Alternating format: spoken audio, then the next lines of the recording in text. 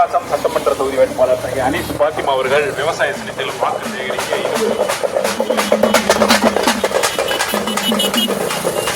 பொறுமையாங்கய்யா.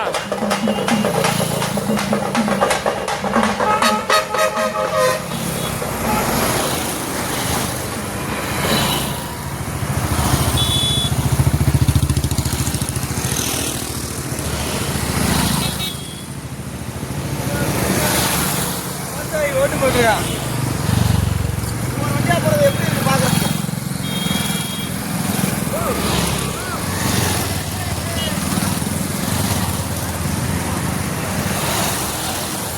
Charge low ஆயிடுச்சு.